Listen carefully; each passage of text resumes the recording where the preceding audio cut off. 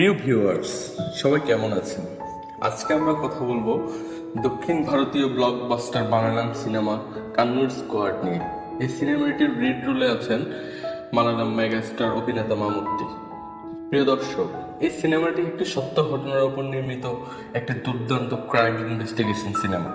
এই সিনেমাতে দেখানো হয় একদল ভয়ঙ্কর অপরাধী চক্রকে ধরতে কান্নুর স্কোয়াড পুলিশ টিম সারা ভারত কিভাবে চষে বেড়ায়। কেরালার কান্নুর নামে একটি শহরের থানার দুর্দান্ত কিছু মেধাবী ও সাহসী পুলিশ অফিসার নিয়ে গঠিত দুর্ধর্ষ crime investigation team Kannur squad.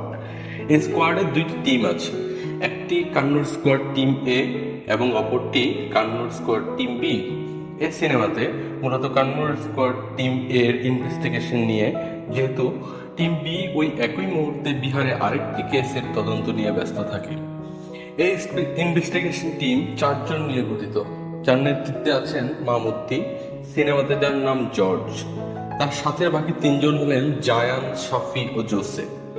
সিনেমার শুরুতে দেখানো হয় 2015 সালে কান্নুর ভাইরাস স্পিড বর্ডারের গহীন জঙ্গলের পাশে কান্নুর স্কোয়াড টিম গোপন সংবাদের ভিত্তিতে একজন দুধ বিক্রেতা ইনফরমারের জন্য অপেক্ষা করে কিছু অপরাধীকে ধরার জন্য। ইনফরমার আসার পর তার দেখানো পথ ধরে গহীন জঙ্গলে ওইসব অপরাধীদের ধরতে তারা অপরাধীদের ডেরায় পৌঁছে যায়। অপরাধীরা বিষয়টা টের পেয়ে নিজেরা বাঁচার জন্য তারা পুলিশের উপর হামলা করে এবং কান্নুর স্কোয়াডের এই টিম তাদেরকে আচ্ছা মতো পিটিয়ে অ্যারেস্ট করতে সক্ষম হয়। এর মধ্যে এই অপরাধীর মধ্যে একজন ওই ডেরা থেকে বের হয়ে জঙ্গলের মধ্যে দৌড় দেয়। এই স্কোয়াডের টিম লিডার জর্জ সে অপরাধীর পিছনে। কিছুক্ষণ খোঁজার পর জর্জ হঠাৎই পালাতে চেষ্টা করা অপরাধীর আতঙ্কগ্রস্ত চিৎকার শুনতে পায়। চিৎকার শোনার পর জর্জ সেখানে গিয়ে দেখে ওই অপরাধী যে গাছের নিচে বসে লুকিয়েছিল, সে গাছের উপর একটি মানুষের অর্ধ পচে যাওয়া লাশ ঝুলতেছে। এটা দেখে সেখানে ফরেন্সিক টিম আসে এবং লাশ নিচে নামিয়ে আনে। লাশ ভালো করে দেখে তারা নিশ্চিত হয় এটা একজন পুরুষের লাশ এবং নিহত ব্যক্তির পায়ে স্টিলের রড লাগানো ছিল। সেখানকার লোকাল পুলিশের ভাষ্য মতে এটা হয়তো একটা আত্মহত্যা, কিন্তু জর্জ বলে এটা আত্মহত্যা নাও হতে পারে, কারণ এখানে যে পাহাড়িরা বসবাস করে তারা আত্মহত্যা করলে গাছের আরো উপরে উঠে আত্মহত্যা করত। তারপর তারা এই লাশ নিয়ে তদন্তে নামে। অবশেষে তারা তদন্ত করে জানতে পারে এই লাশ মুরুগান নামের এক নিষ্ঠুর ট্রাক চালকের, যাকে কিনা তারই নির্যাতিত স্ত্রী খুন করে ওইখানে ঝুলিয়ে রেখেছিল। এই ঘটনার কিছুদিন পর কাসারাগড় নামে একটি জায়গায় একটি বাড়িতে রাতের বেলায় এক ভয়ঙ্কর ডাকাতি হয় এবং ডাকাতির সময় ডাকাত দল ওই বাড়ির মালিক ওয়াহাব ও তার স্ত্রী এবং তার মেয়ের জামাইকে মেরে ফেলে। সাথে ওয়াহাবের প্রেগনেন্ট মেয়েকে গুরুতরভাবে আহত করে, যে কিনা এখন হসপিটালে ভর্তি আছে। যার বাড়ি ছিল এটি, এই আব্দুল ওয়াহাব একজন রাজনৈতিক নেতা ছিলেন, যার কারণে তার হত্যাকারীদের অ্যারেস্ট করার জন্য কাসারাগড় পুলিশ হেডকোয়ার্টারের সামনে অজস্র মানুষ এসে বিক্ষোভ করতে থাকে। এ সময় কাসারাগড়ের নবনিযুক্ত আইপিএস চালান এসে তার এসপিকে বলেন এসব মানুষদের এখান থেকে বিদায় করতে। তখন এসপি বলে এরা ওয়াহাবের মার্ডারের বিচারের জন্য এসেছেন, অনেক পলিটিক্যাল চাপ আছে। এর মধ্যেই পুলিশের আইজি আইপিএস চালানকে ফোন করে বলেন যেভাবেই হোক খুব দ্রুত এই হত্যাকারীদের ধরতে হবে। আইপিএস চালক খুবই চিন্তায় পড়ে যান কিভাবে এই কেসের সমাধান করবেন, কারণ তিনি মাত্র এই জায়গায় ট্রান্সফার হয়ে জয়েন করেছেন। তখন তার সাথে থাকে এসপি বলেন স্যার, কিছু মনে না করলে আমি একটা সাজেশন দিতে পারি, এবং বলেন এই কেস দ্রুত সমাধান করতে পারেন এরকম একটা টিমে আছে, আর সেটা হলো কান্নুর স্কোয়াড। আইপিএস চালান তখন আইজির সাথে কথা বলে কান্নুর স্কোয়াডের টিম লিডার জর্জকে ডেকে এনে তাকে এই কেসের দায়িত্ব দেন এবং বলেন হোম মিনিস্ট্রি আমাদের 10 দিন সময় দিয়েছে এই কেস সলভ করার জন্য, তুমি কি সময়ের মধ্যে ধরতে পারবে? জর্জ তখন খুবই কনফিডেন্সের সাথে বলেন ওকে স্যার, 10 দিন যথেষ্ট সময়, এর মধ্যেই আশা করি তাদেরকে ধরে আনবো। জর্জের কনফিডেন্স দেখে আইপিএস চালান খুবই অবাক হয়ে যান এবং খুশিও হন। কি পারবে এই কেসের সমাধান করতে? কান্নুর স্কোয়াড কি পারবে এই খুনি অপরাধীদের ধরতে? প্রিয় দর্শক, চলুন ভিডিওর বাকি অংশে আমরা তা জেনে নিব। ইনভেস্টিগেশনের প্রথম দিন কান্নুর স্কোয়াড প্রথমে ইনভেস্টিগেশন শুরু করে ওয়াহাবের বাড়ি থেকে। যেহেতু ডাকাতি এবং মার্ডারটা হয় ওই বাড়িতে, ওইখানে গিয়ে খুব একটা ক্লু পায় না তারা, কারণ ডাকাত দল ডাকাতি করে যাওয়ার আগে ওই বাসার ভিতর ওদের নিজেদের সব ফিঙ্গারপ্রিন্ট সচেতনভাবে মুছে ফেলে এবং ডগ স্কোয়াড যেন পিছু নিতে না পারে সেই জন্য তারা পুরো ঘরের ভিতর মরিচের গুঁড়া ছিটিয়ে দেয়। ফরেন্সিক টিম শুধু টয়লেটে একজন মানুষের ইউরিন স্যাম্পল পায়, কিন্তু সেটা কার সেটা তো বলা যাচ্ছে না। আইপিএস চালান বলেন, কেরালাতে সাধারণত নর্থ ইন্ডিয়ান আর নাইজেরিয়ানরা ডাকাতি করে থাকে, তবে তারা কেউই এদের মতো নৃশংস না, তারা কেউ মার্ডার করে না। জর্জ বলে, স্যার এটা একটু পলিটিক্যাল মার্ডারও হতে পারে, যেটা কিনা ডাকাতির আদলে করা, যেন সবাই এটাকে সাধারণ ডাকাতি মনে করে। আইপিএস চালান তখন জর্জকে জিজ্ঞেস করে কি করবে, যেহেতু কোনো প্রপার ক্লু পাচ্ছে না তারা। জর্জ তখন বলেন, আমাদের এখন সাইবার ক্রাইমের হেল্প নিতে হবে স্যার। জর্জ তখন তার টিম নিয়ে সাইবার ক্রাইমের অফিসে বিনোদের কাছে গিয়ে কল লিস্ট চায়। বিনোদ বলে, আমি অলরেডি 27 তারিখের কল লিস্ট দিয়ে দিয়েছি স্যার। জর্জ বলেন, তার শুধু আব্দুল ওয়াহাবের বাসার 8 কিলোমিটারের মধ্যে যত মোবাইল অপারেটরের টাওয়ার আছে সেগুলোর 24 থেকে 30 আগস্টের মধ্যে যত কল রেকর্ড আছে সব লাগবে। এ কথা শুনে বিনোদ ঘাবড়ে যায়, কারণ সব টাওয়ার সব কল লিস্ট নিলে কয়েক লাখ কল হবে, কিভাবে সে এগুলো থেকে ডাটা নেবে। জর্জ তখন বলেন, ঘাবড়ানোর কোনো কারণ নেই, কারণ ওইসব টাওয়ারের 24 থেকে 30 আগস্টের মধ্যে 2 মিনিটের কম সময় ধরে যে কলগুলো হয়েছিল শুধুমাত্র যারা এই রেঞ্জে ঢুকেছে এবং বের হয়েছে অথবা নাম্বার অফ করেছে তার শুধু সেগুলো চাই। এখানকার পার্মানেন্ট বাসিন্দা যারা তাদের কল লিস্ট দরকার নেই, কারণ অপরাধীরা অপরাধ করার আগে নিজেদের সাথে কথা বলে এবং সেটা খুবই অল্প সময়ের জন্য, যেন কেউ বুঝতে না পারে। জর্জের কথা মতো বিনোদ ও তার অফিসের সহকর্মীরা সহ ওই দিনের কল লিস্ট ফিল্টার করতে থাকে। ইনভেস্টিগেশনের দ্বিতীয় দিন অবশেষে সাইবার ক্রাইম লাখ লাখ কলের মধ্যে 7084টা কল ফিল্টার করে, যেগুলোর ডিউরেশন 2 মিনিটের কম। এরপর জর্জ বলেন, অপরাধীরা অপরাধ করার সময় সাধারণত শুধুমাত্র তাদের নিজেদের মধ্যে কথা বলার জন্য নতুন সিম কিনে ব্যবহার করে থাকে। সো এখন এই 7084 কলের মধ্যে ওই কলগুলো খুঁজতে হবে যেগুলোতে শুধুমাত্র 2টা নাম্বারেই কল আদান প্রদান হয়েছে। এরকম 4টা নাম্বার পেয়েছে যেগুলা শুধু নিজের মধ্যেই কল আদান প্রদান করেছে, অন্য নাম্বার ছাড়া। এরপর জর্জ বলেন, আমাদের এখন এই 4টা নাম্বারের কল লিস্ট এবং এই সিমগুলোর মালিকের ঠিকানা দরকার। আমরা আগামীকাল সকালেই বের হবো এদের খোঁজে। ইনভেস্টিগেশনের তৃতীয় দিন সাসপেক্টের কাছে গিয়ে জানতে পারে সেও এক সময় এসআই ছিলেন। তিনি তার পুলিশি তদন্তের কাজেই সিম কিনে ব্যবহার করেছেন, যেটা এখন আর উনি ব্যবহার করেন না। এরপর জর্জ তার টিম নিয়ে দ্বিতীয় সাসপেক্টের কাছে বলেন, স্যার এগুলো আমার নামে করা হলেও এগুলো আমি ব্যবহার করি না, আমার আইডি দিয়ে হয়তো অন্য কেউ এই সিমগুলো কিনেছে এবং ব্যবহার করতেছে। এরপর তারা ওই সিমগুলো যে দোকান থেকে কেনা হয়েছে সে দোকানে যায়। ওই দোকানে গিয়ে দোকানের মালিককে কয়েকটা চটকানা দেওয়ার পর সে স্বীকার করে যে সে সেবাস্টিয়ানের কাজের জায়গায় যত বাইরের কামলা আছে তাদেরকে বিপ্লব দাসের আইডি দিয়ে সিম ওপেন করে দেয়।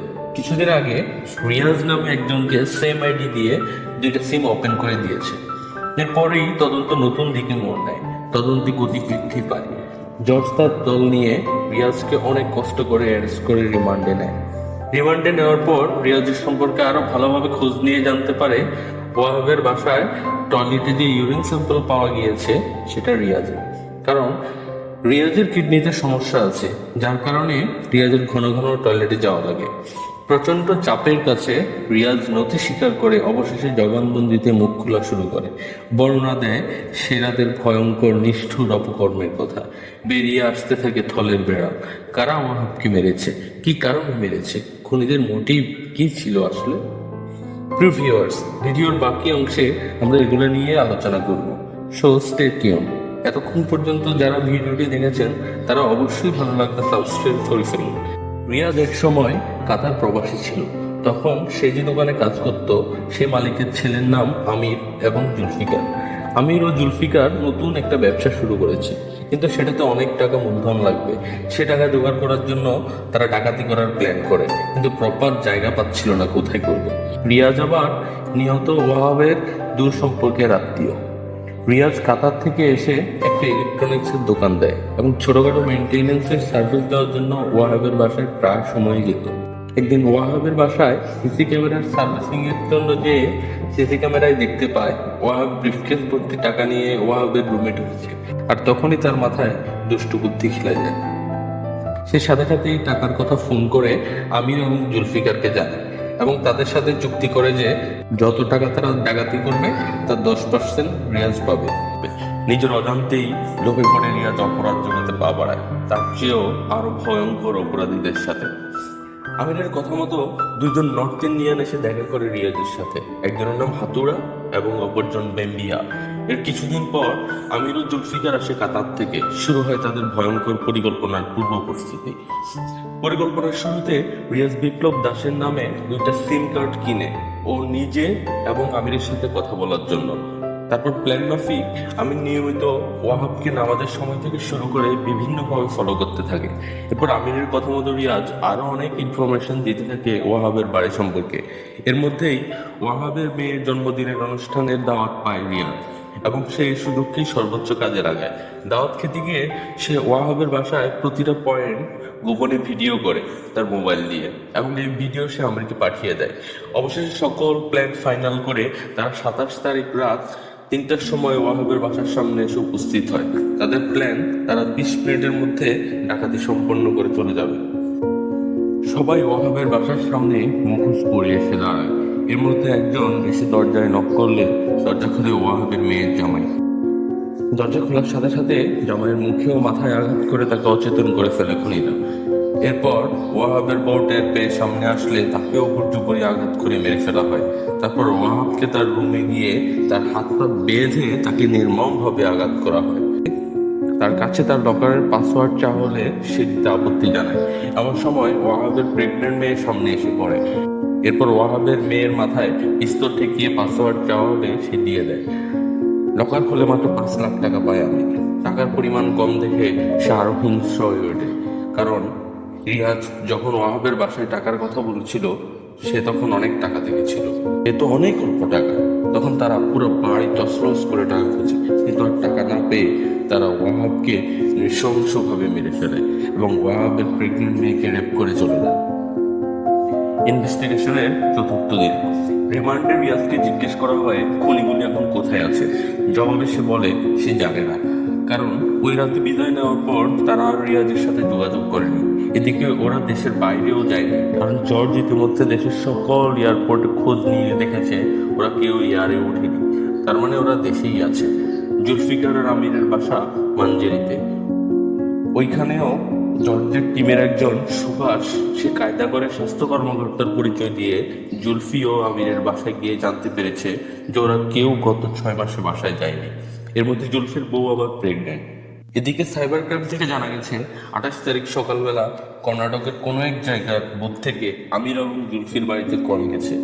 এরপর বেশ কয়েকবার মুম্বাইয়ের বিভিন্ন ফোন বুথ থেকে ওদের বাড়িতে কল গেছে। তার মানে ওরা এখন মুম্বাইতে আছে নিশ্চিত। জান বলল, স্যার তাহলে কি আমরা আগামীকাল রওনা দেব মুম্বাইয়ের উদ্দেশ্যে? জর্জ বলল, কোনোভাবেই না, আমরা আজ এই মুহূর্তেই মুম্বাইতে রওনা দিব। এবং তারা তাদের সাথে মাইক্রোতে চড়ে তখনই রওনা দিয়ে দেয়। ইনভেস্টিগেশনের 5ম দিন জর্জ ও তার টিম মাইক্রোতে করেই রওনা দেয় কাসারাঘাট টু মুম্বাই এবং এই 5ম দিন পুরোটাই তাদের কাটে পথে পথে এবং তারা সন্ধ্যার সময় এসে পৌঁছে রাতে কিছুক্ষণ সেটেল ডাউন করে দেন তাদের প্ল্যান হলো যে পরের দিন তাদের ইনভেস্টিগেশন আবার করে শুরু করা। ইনভেস্টিগেশনের 6ম দিন মুম্বাইতে পৌঁছে জর্জ ও তার টিম সেখানকার লোকাল এক কনস্টেবলকে নিয়ে যে যে বুথ থেকে ফোন করা হয়েছিল সেই বুথগুলোতে খোঁজ নিতে থাকে। কিন্তু বুথগুলোতে সিসি ক্যামেরা না থাকায় খুব একটা সুবিধা করতে পারছিল না। এর মধ্যে পাঞ্জেরির একটা বুথের সিসি ক্যামেরার মাধ্যমে জর্জ আমিরকে শনাক্ত করে। সিসি ক্যামেরায় দেখা যায় আমির একই সময়ে 2 জায়গায় কল করেছে। পরে আরেকটি দোকানে গিয়ে রেজিস্টার খাতা চেক করে দেখে 2 বার সে 2টা ভিন্ন নম্বরে ফোন করেছে ভিন্ন নাম দিয়ে। জর্জ দ্বিতীয় নম্বরটা সাইবার ক্রাইমের বিনোদকে দেয় যেন সে লোকেশন বের করতে পারে। বিনোদ জানায় ওই নাম্বারটা সিজু ভেলায়গন নামক এক ব্যক্তি, যার নাম্বার বেশিরভাগ সময় অ্যাক্টিভ থাকে তিলক মার্গ নামক একটি জায়গায়। বিনোদের দেওয়া লোকেশন অনুযায়ী সিজুর বাসায় যায় জর্জ ও তার টিম এবং তাকে বাসায় না পেয়ে বাইরের রাস্তায় পাহারা দিতে থাকে। সেদিন গভীর রাতে সিজু বাসায় ফিরে দেখে তার বাসায় তার জন্য জর্জ অপেক্ষা করতে থাকে। পরে তাকে কিছু উত্তম মাধ্যম দেওয়ার পর সে মুখ খোলে। ইনভেস্টিগেশনের সপ্তম দিন। সিজুকে জিজ্ঞাসাবাদ করার পর জানা যায় যে সিজু জুলফি আর আমিরের জন্য একটা ফ্ল্যাট ভাড়া করে, তবে তাদের কিছু আচরণের জন্য সিজু নিজেই সন্দেহ করে বসে হবে। সিজুর ভাষ্য মতে তারা কোনো কল করার প্রয়োজন পড়লে নিজের ফোন থেকে করে না, তারা এক একবার এক এক ফোন বুথ থেকে কল করে, একই বুথ দুইবার ব্যবহার করে না। এর মধ্যেই তারা একদিন রাতে সিজুকে রয়্যাল স্টেশনে ডেকে নেয়। সিজুর মাধ্যমে ভুবনেশ্বর নামক এক জায়গার ট্রেনের টিকিট কাটে। ওই দিন সন্ধ্যায় আবার সিজু আমিরের ডায়াল করা নম্বর চুরি করে নিজের ফোনে টুকে রাখে। ভুবনেশ্বর মুম্বাই থেকে 1600 কিলোমিটার দূরে। জর্জ ও তার টিম যদি প্লেনে করে রওনা দেয় তাহলে তারা আমিরের আগেই পৌঁছতে পারে। এই সময় সাইবার ক্রাইমে বিনোদ কল করে বলে আমিরের বাসা মান্দিরিতে দুইটা ফোন গিয়েছে ফায়দাবাদ থেকে, এবং যে নাম্বার থেকে কল করেছে সেটার সাথে সিজুর দেওয়া নাম্বার মিলে যায়। তার মানে খুনিরা পূর্বে যাওয়ার ভান করে ইন্ডিয়ান নর্থের দিকে চলে যাচ্ছে পুলিশকে বোকা বানানোর জন্য। খুনিরা এখন ফায়দাবাদে আছে, যেটা মুম্বাই থেকে 1590 কিলোমিটার দূরে অবস্থিত। সেজন্য জর্জ আইপিএস চলনকে বলেন তাদের জন্য প্লেনের টিকিট বুক দিতে, কিন্তু চলন প্লেনের টিকিট বুক দিতে অস্বীকৃতি জানায়, বলে ডিএসপি র্যাঙ্কের নিচে কারোর জন্য প্লেনের ভাড়া সরকার অনুমতি দেয় না, সুতরাং তোমাদেরকে বাসে অথবা ট্রেনেই যেতে হবে। যার কারণে জর্জ তার টিম নিয়ে ওই দিন বিকালবেলায় নিজেদের মার্কেট করে রওনা দেয়। বিকেল গড়িয়ে সন্ধ্যা, তারপর সারা রাত তারা ড্রাইভ করে ফায়দাবাদের উদ্দেশ্যে। ইনভেস্টিগেশনের অষ্টম দিন। জর্জ ও তার টিম আগের দিন থেকে টানা জার্নি করে প্রচন্ড ক্লান্ত হয়ে যায়। তারপরও তারা থামে না, কারণ তাদের গন্তব্য যে বহুদূর, আরো বহুদূর যেতে হবে।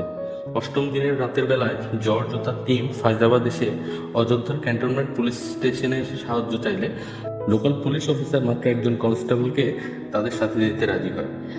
সেই কনস্টেবলের নাম হলো যোগেশ। মধ্যরাতে তারা সবাই টিকটি গ্রামে পৌঁছে বিনোদের দেওয়া মোবাইল নাম্বার ট্র্যাক করে ওই মোবাইলের মালিকের বাসায় চলে আসে।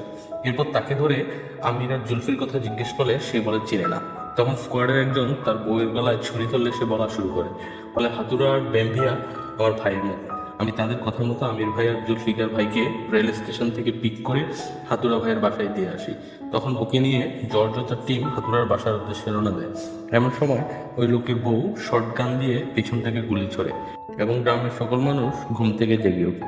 সবাই যার কাছে যা কিছু আছে সব নিয়ে জর্জ আর টিমকে মারার উদ্দেশ্যে খুঁজতে থাকে। অবশেষে তাদেরকে খুঁজে পেয়ে মারতে চেষ্টা করে। এ সময় জর্জ আর তার টিমের সদস্যরা জানপ্রাণ দিয়ে লড়ে কোনো মতে ওই লোককে নিয়ে গাড়ি চালিয়ে আসে। গ্রামবাসীর আক্রমণে টিমের মোটামুটি ভালোই ক্ষতি হয়, গাড়ির কাজ সব ভেঙে যায়, মোবাইল নষ্ট হয়ে যায়। ইনভেস্টিগেশনের নবম দিন। ধরে আনা লোকটাকে আচ্ছা মতো পিটিয়ে জিজ্ঞেস করা হয় আসলে ওদের প্ল্যান কি ছিল। সে বলতে চায় না। পরে তাকে আরো ভালোভাবে মার দেওয়ার পর তখন সে বলে, তোমরা কেরালা থেকে এখানে এসে আমাকে মেরে এই উত্তরপ্রদেশ থেকে বের হতে পারবে না। তোমাদের যদি হেডম থাকে তাহলে পাদারপুর রেলওয়ে স্টেশন থেকে হাতুড়া আর আমির ভাইদের তুলে নিয়ে যাও। তার মানে খুনি 4 জন এখন পাদারপুর রেলওয়ে স্টেশনে আছে। এরপরে সে আসল কথা রিভিল করে, আসলে কিসের জন্য এই মার্ডার, কিসের জন্য এই ডাকাতির প্ল্যানিং।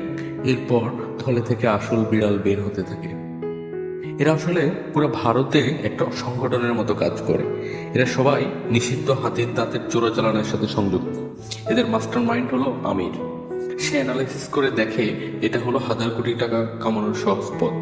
ভারতের বিভিন্ন রাজ্য থেকে হাতির দাঁত সাধারণত চায়না, নেপাল, মালয়েশিয়া, থাইল্যান্ড হয়ে বিভিন্ন দেশের চোরাচালানিদের কাছে যায়। আমির কিছুদিন আগে চায়নাতে গিয়ে মার্কেট যাচাই করে এসে সারা দেশের, বিশেষ করে কর্ণাটক এবং কেরালায় যত হাতি শিকারী আছে সবাইকে অগ্রিম টাকা দিয়েছে হাতির দাঁতের জন্য। সারা দেশের সব শিকারীকে অগ্রিম টাকা দিলে তারা হাতির দাঁত সংগ্রহ করে তাকে দিবে। পর সে এই দাঁত ইন্টারন্যাশনাল মার্কেটে বিক্রি করে 1000 কোটি টাকা কামাবে। সেই জন্য তার এমার্জেন্সি অনেক টাকা প্রয়োজন ছিল, যেগুলো তারা ডাকাতি করে জোগাড় করার ধান্দা করেছিল। এ কথা শুনে তো জর্জ আর তার টিমের মাথায় হাত, কারণ তারা নিজেরাও চিন্তাও করতে পারে নাই যে এই খুনে ডাকাত দল এত বড় চোরাচালানি চক্র, সারা দেশের সবচেয়ে বড় শত্রু। জর্জ আর তার টিম দ্রুত রওনা দেয় পাদাকপুর রেলওয়ে স্টেশনের দিকে, কারণ সময় আর বেশি নেই, ট্রেন ছেড়ে দিবে। দ্রুত সেখানে পৌঁছে তারা ট্রেনে উঠে যাত্রীদের মাঝে খুনি স্মাগলার 4 জনকে খোঁজা শুরু করে। কিছু সময় পর জর্জ আর জায়ান হাতুড়া আর তার সাগরেদকে খুঁজে পায়। দুজনকেই রাম ধোলাই দিতে দিতে ট্রেন থেকে ফেলে দেয়। এমন সময় ট্রেন ছেড়ে দেয়, কিন্তু মেইন দুজন আমির আর জুলফিকারকে তো এখনো পাওয়া যায়নি। তাই জর্জ তার টিমের বাকি দুজন সাফি এবং জোসেফ বলে, তোমরা ট্রেনে থেকে ওদের দুজনকে খুঁজে বের করো। জর্জ জায়ান এবং কনস্টেবল যোগেশ হাতুড়া আর বেম্বিয়াকে মারতে মারতে গাড়িতে তুলে নিয়ে চলে যায়। জর্জ হাতুড়াকে জিজ্ঞেস করে আমির এবং জুলফিকার কোথায়, কিন্তু সে তাদেরকে সেটা জানাতে অস্বীকৃতি জানায়। এমন সময় ধস্তাধস্তির এক পর্যায়ে হাতুড়ার মোবাইল ফোন পকেট থেকে পড়ে গেলে সেটা জর্জ হাতে নিয়ে কল লিস্ট চেক করে লাস্ট নাম্বারটা নিয়ে সেটা সাইবার ক্রাইমের বিনোদকে দেয় লোকেশন ট্র্যাক করার জন্য। বিনোদ লোকেশন ট্র্যাক করে দেখে কিছুক্ষণ আগেই ওই লোকটা পাদাকপুর বাস স্টেশনে ছিল। জর্জ ও জায়ান দ্রুত পাদাকপুর বাস স্ট্যান্ডে যায়।